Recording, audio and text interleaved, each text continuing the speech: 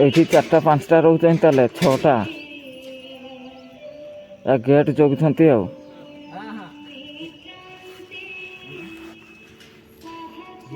ଯିବା ବସ। ଜୟ ଶ୍ରୀରାମ। ଏ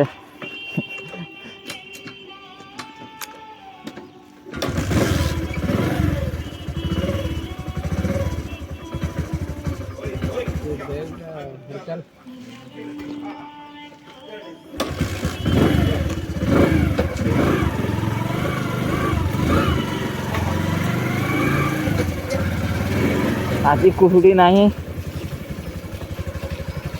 ନା ଅଛି ଦାଦି? ଆମେ ଟିକେ ଲେଟ୍ରେ ଉଠିଲେ କି ଅଛି କୁହୁଡ଼ି।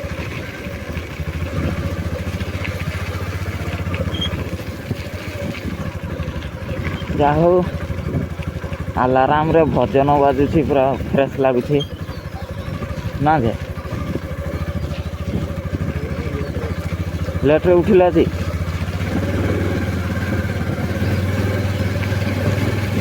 ଜଗନ୍ନାଥ ସ୍ୱାମୀ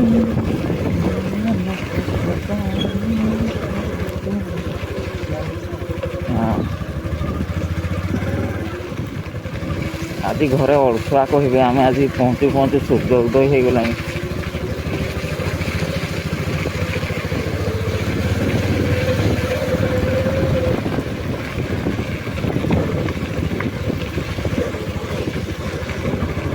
ଆଜି ଆଉ ମର୍ଣ୍ଣିଂ ୱାକ୍ ବାଲାଙ୍କୁ ପାଇବା ନାହିଁ।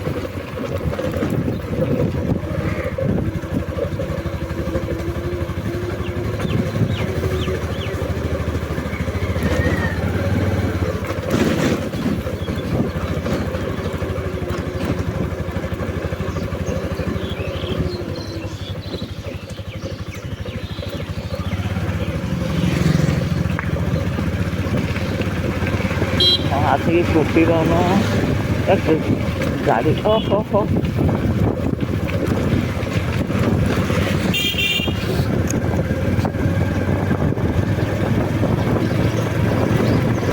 ସେଠି ଘର ଫର ଗୁଡ଼ା ରହିଯାଉଛି ନା, କୁହୁଡ଼ିଟା ଜଣା ପଡ଼ୁନି।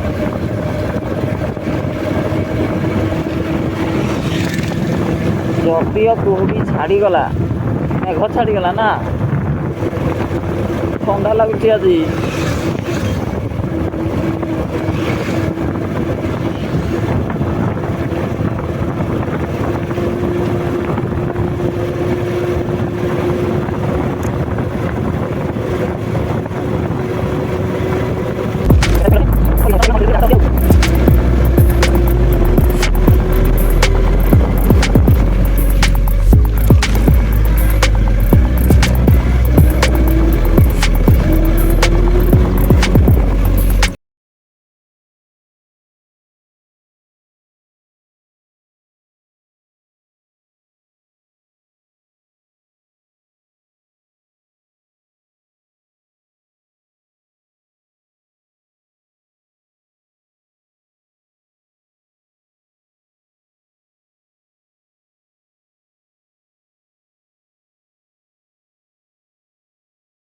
ଗୁଡ୍ ଆଫ୍ଟରନୁନ୍, ଶୁଭ ମଧ୍ୟାହ୍ନ। କେନ୍ଦୁଝରରୁ ଫେରିଲା ପରେ ବ୍ରସ୍ କରି ସାରିକି 2ଟା ପିଠା ଖାଇଦେଲି।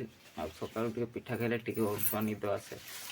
ଯଦିଓ କାଲି ରାତିରେ ଶୋଇଥିଲି, ତଥାପି ଆହୁରି ନିଦ ଆସିଲା ଆଉ। ବାପା ସ୍କୁଲ ପଳେଇଲେ, ପିଠା ଖାଇଦେଲି, ଶୋଇପଡ଼ିଲି। ଏବେ ଉଠିଛି ହେଲା। ଉଠିକି ପୁଣି ଖାଇ ଦେଇକି ଏଇନା ଡୁମ୍ ହେଉଛି ଆଉ ଏପଟେ ଦେଖ, ମା ଏଠି କିସ କରୁଛି, ଚୁପା ଛଡ଼ଉଛି କହିଲେ ଝାଡ଼ୁ। ଆମର ଯେଉଁ ଗଛ ଗୁଡ଼ା ଏଗୁଡ଼ା କି କୁହାଯିବ? ହଁ, ଫୁଲ ଝାଡ଼ୁ ଯେ ତା ଶାଖା ଡାଳ କାଟି ଆଣିଛି, ଆଉ ସେଗୁଡ଼ା ସିଏ ପତ୍ର ଛଡ଼ଉଛି ଏଗୁଡ଼ା। ତାପରେ ସେଗୁଡ଼ା ଶୁଖେଇ ଦିଆଯିବ। ଶୁଖେଇ ଦିଆ ହେଲା ପରେ ଝାଡ଼ୁ ପ୍ରସ୍ତୁତି କରାଯିବ ଆଉ। ମୁଁ ଭାବୁଥିଲି ମୋତେ ହିଁ ଏକା ନିଦ ଲାଗୁଛି, ସମସ୍ତଙ୍କୁ ନିଦ ଲାଗୁଛି ହେଲା। ଏଇପଟେ ଧାନ ଶୁଖା ହେଇଛି, ଖରା ହେଉଛି ନା, ବାହାରେ ଫାଳେ ଖରା ଫାଳେ ଛାଇ, ଅଧା ଖରା ଅଧା ଛାଇ। ଖରା ପଟକୁ ଧାନ ଶୁଖା ହେଇଛି। ଓ ମୋଟୁ ଶୋଇପଡ଼। ଦାଦା ଶୋଇକି ଉଠିଲାଣି।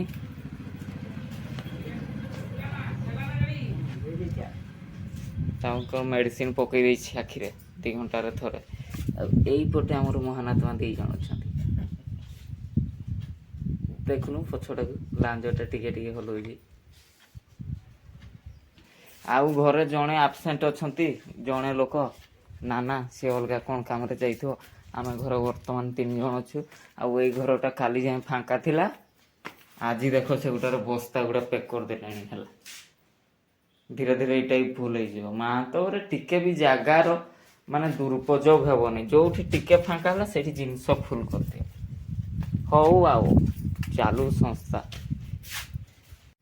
ସମୟ ହେଇଗଲା 3ଟା। ବର୍ତ୍ତମାନ ମୋର କାମ ହେଉଛି ଖାତା ଉପରେ ନେଇକି ଯାଉଛି ମଇଦାନ କାଲି କାକା ଯାଇଛନ୍ତି ସେଇଠି ଧାନ ଦେବା ପାଇଁ। ତାଙ୍କ ସିରିଏଲ ପହଞ୍ଚିଲାଣି ନା କ'ଣ, ଆମେ ଟିକେ ସେଇଠି ହିସାବ କରିବା କେଉଁ ବସ୍ତାରେ କେତେ ରହିଛି। ନା ଏପଟେ ଧାନ ଉଡ଼େଇବା ଷ୍ଟାର୍ଟ କଲାଣି। ଗାଡ଼ି ବାହାର କରିବା, ଯିବା। ଆଉ ଏମିତି ମୋର ଛୋଟ ମୋଟ ଟିକେ କାମ ହେଇଯାଏ, ସଡ଼ନ୍ ପ୍ରୋଗ୍ରାମ। ଏଇ ପବନ ଦେଉଛି ତ, ନା ଏଠି ଧାନ ଉଡ଼ଉଛି।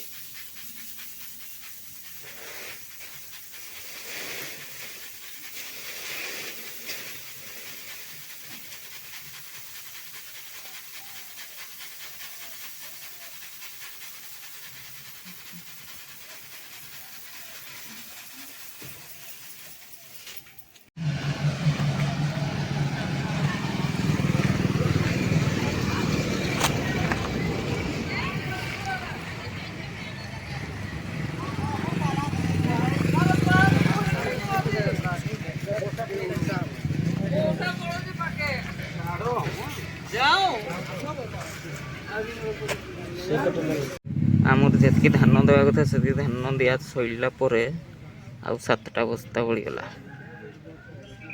ଏଗୁଡ଼ା ପୁଣି ଘରକୁ ବୁହାଯିବ। ଆଉ ଚାଲ ତାହେଲେ।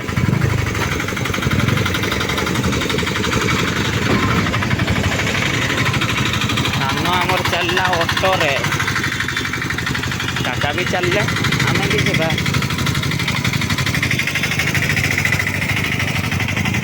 ସ୍କୁଲ ଛୁଟି ହେଇଗଲାଣି। ସର୍କସରେ ଆମ ଧୁରନ୍ଧର କେଉଁଠି ଉଠି ଯାଇଛି ଦେଖୁନ।